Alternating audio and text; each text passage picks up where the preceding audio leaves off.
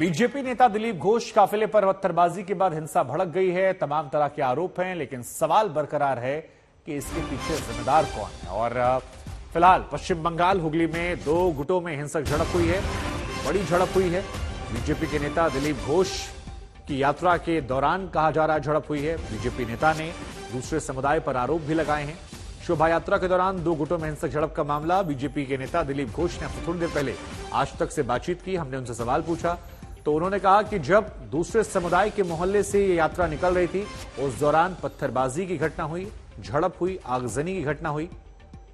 क्या सच्चाई वो पुलिस प्रशासन के आधिकारिक बयान के बाद साफ होगी। पुलिस प्रशासन की तरफ से अब तक कोई भी आधिकारिक बयान इस पूरे मामले को लेकर नहीं सामने आया, लेकिन बीजेपी कह रही है कि सुरक्षा व्यवस्था का मामला राज्य सरकार का है और राज्य सरकार जानबूझकर एक वर्ग को खुश करने के लिए ढील दे रही है, जिसकी वजह से तनाव की स्थिति जो है वो बढ़ गई है। तो दो तस्वीरें इस वक्त हम आपको दिखा रहे हैं। शोभा यात्रा में शामिल थे दिलीप घोष। तस्वीर देखिए आप, किस तरह से यहां पर भगवा झंडे लेकर तमाम लोग जो है यात्रा निकाल रहे हैं। और दूसरी तस्वीर जो है वो उस हिंसा के बाद की है जहां पर आगजनी, पत्थरबाजी और डर खौफ का माहौल जो है वो आपको देखता हुआ नजर आ रहा है। तो फिलहाल ये तस्वीरें जो हैं हम आपको दिखा रहे हैं आज तक पर। हालांकि इस पूरे मामले को लेकर पुलिस प्रशासन ने अब तक आधिकारिक तौर पर कुछ भी नहीं कहा है और हमें इंतजार है कि पुलिस प्रशासन क्या कहता है इस मामले को लेकर।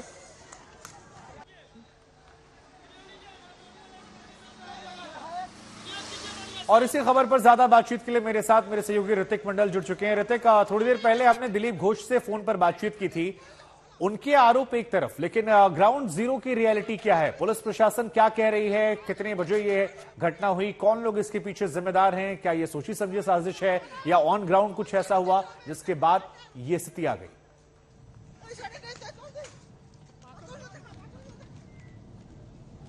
देखिए शुभंकर, पहले तो बता दें कि हावड़ा में फैली हिंसा धीरे धीरे स्वाभाविक हो रहा था। इस बीच एक नया फ्रेश वायलेंस का खबर फिलहाल हावड़ा के सटे और एक डिस्ट्रिक्ट यानी हुगली से आ रहा है। आपको बता दें कि ये जो रैली रामनवमी का शोभा यात्रा जो है इस बार भारतीय जनता पार्टी की तरफ से बुलाया गया था और ये पहले से ही बता दिया गया था कि दिलीप घोष आज उस जो सेलिब्रेशन है रामनवमी के दौरान उसमें शरीक होंगे। हालांकि इस दौरान बंगाल में कई जगह रामनवमी का जो सेलिब्रेशन है वो चल रहा है।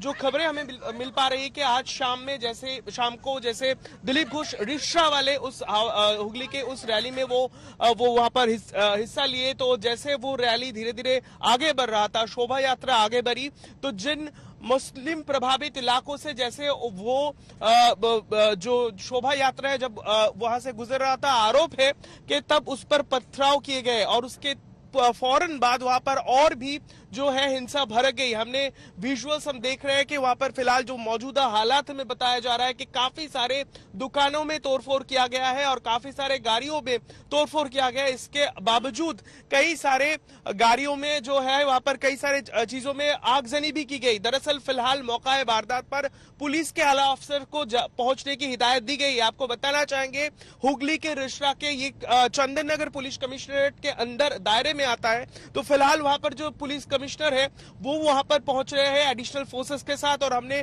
पुलिस से जानकारी इकट्ठा करने की कोशिश की और फिलहाल वो लोग कह रहे हैं कि इस तरह की स्थिति फिलहाल है, वो लोग सिचुएशन को नॉर्मल करने के, स्वाभाविक करने की फिलहाल कोशिश की जा रही है। तो इस दौरान वो नहीं कह सकते अब कि किस तरीके से ये आग फैली। हमारे साथ ऋत्विक, हमारे साथ विमान घोष जी जुड़ रहे हैं, लोकल एमएलए हैं। विमान घोष जी, खबर ये भी आ रही है कि शायद आपको भी चोट लगी है, क्या हुआ था वहां पर? अगर आप हमारे दर्शकों को बताएं तो।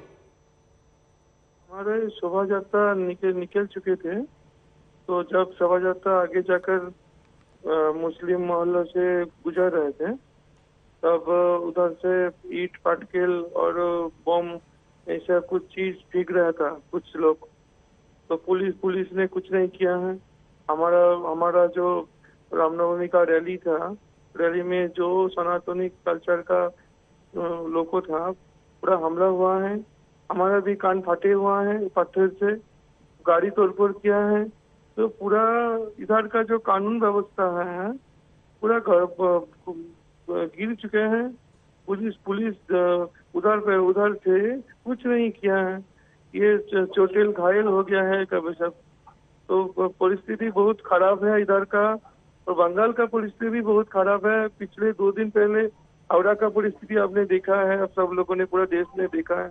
आज भी रिश्ता का परिस्थिति देखिए, करंट ये तो एक लोग तो घर घुस कर मार रहे हैं। अभी जब न्यूज मिला है, हमारा तो कान फटे हुए हैं, हम हॉस्पिटल में एडमिट हैं अभी। जी, आप लोगों के ऊपर भी आरोप लगा रहा है दूसरा पक्ष कि आप लोगों की तरफ से भी उत्तेजित करने वाले नारे लगाए गए थे। आप लोग की तो गलती नहीं थी वहां पर? नहीं, हमारा तो शांति तरीके से रैली गुजर रहे, उधर से निकल रहे था। हम लोग क्यों करे इसे ऐसा? वो लोग तो उस मोहल्ला से ईट पाट के फेंके थे पहले, तो हम लोग क्यों करेंगे ऐसे? हम लोग तो पूरा शहर में रैली घुमा दिया थे। हमारे साथ सुकांता मजुमदार जी भी जुड़ गए हैं। सर, ये तस्वीरें लगातार हम दिखा रहे हैं, हुगली में 2 गुटों में हिंसक झड़प हुई है। आपके एक एमएलए भी हैं जो घायल हैं, अस्पताल में भर्ती हैं, बातचीत चल रही थी। इस पूरी घटना को लेकर बीजेपी का किस स्टैंड क्या है सर? अब देखिए, रामनवमी की जुलूस तो सरकारी हुगली जिला उसका रिश्ला म्यूनिसिपैलिटी में चल रहा था। तब मस्जिद के सामने से जब जुलूस निकल रहा था, मस्जिद पे हमला किया गया, पत्थर ईंटे फेंका गया, बम चार्ज किया गया। गाड़ी के सामने, हमारे पार्टी की गाड़ी के सामने ही बम गिरा और गाड़ियों की तोड़फोड़ करी गई। हमारे विधायक विमान घोष वो पूरी तरीके से इंजर्ड है, दिल्ली तरीके से बच गए। लेकिन ये जो हिंसा का वातावरण है, पुलिस वहाँ पे खड़ी देख रही थी। पुलिस को पूरी तरीके से ममता बनर्जी से इंस्ट्रक्शन था कि कुछ नहीं करना है, जैसे चल रहा है चलने दो, हिंदुओं को मार खाने दो, रामनवमी का जुलूस ध्वस्त होने दो। ये पॉलिसी इस बार तृणमूल कांग्रेस ने लिया है, और तृणमूल कांग्रेस की और ममता बनर्जी की क्षय के कारण जो गुंडे हैं, जो फेनाटिक्स है, जो बाकी धर्मों के लोगों को टॉलरेट नहीं करते, ऐसे कुछ लोग, कुछ तत्व वो हमला कर रहा है रामनवमी पर। मैं कल खुद जाऊंगा तो सोच रहा हूँ और देखूंगा इन गुंडों में कितना दम है।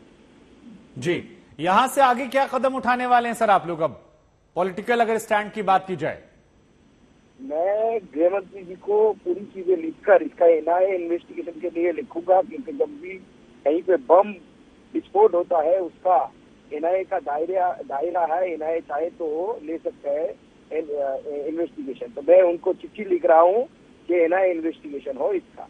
जी, आप लोगों को सर इस यात्रा की परमिशन मिली थी, इस रूट की, जिस रूट पर आप लोग जा रहे थे? देखिए, बीजेपी तो परमिशन, इस विषय में बीजेपी इसका आयोजन नहीं करती। ये पूरी तरीके से रामनवमी जो कमेटी होती है वो लोग करते हैं। जनरली विश्व हिंदू परिषद, हिंदू जागरण मंच या कोई सामाजिक संस्था, दूसरी कोई सामाजिक संस्था, उनका ये काम होता, ये आयोजन होता है। हम सिर्फ पार्टिसिपेट करते हैं। जहाँ तक मुझे मालूम है कि उन लोगों ने परमिशन के लिए अप्लाई किया था।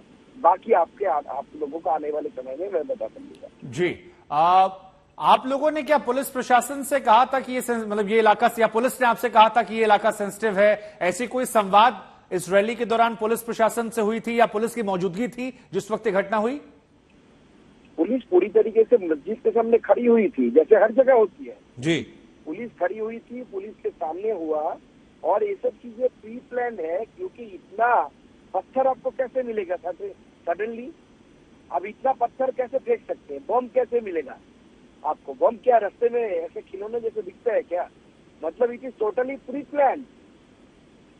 प्लान्ड है, और प्री प्लान्ड ही था।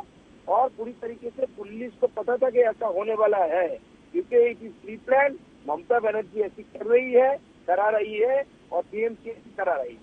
जी, आपके कितने लोग हैं चोटिल हुए हैं सर? देखिए, अभी तक हमारे विधायक के बारे में पता चला जो गंभीर रूप से घायल हुए, और भी बहुत सारे लोग अभी तक संख्या नहीं मिला। कम से कम 30 से 40, कम से कम संख्या अभी तक हमारे पास आया। बहुत सारे लोग अभी तक लापता है। तो किस तरफ गए? अपना घर लौट गए कि उसी में फंसे हुए हैं, हमें पता नहीं। ठीक है, आपका बहुत बहुत शुक्रिया। तो आप बीजेपी प्रदेश अध्यक्ष सुन रहे थे, जो कई तरह के आरोप ममता बनर्जी की सरकार, वहां की पुलिस पर लगा रहे थे, भेदभाव की कार्रवाई की बात कर रहे थे। हालांकि ये स्पष्ट नहीं किया कि उन्हें परमिशन मिली थी या नहीं मिली थी। उन्होंने कहा इस बारे में पता किया जाएगा, लेकिन ये कहा कि उन्हें लगता है कि ये सब कुछ प्री प्लान था, क्योंकि इतनी बड़ी संख्या में पत्थर कहां से आ गए।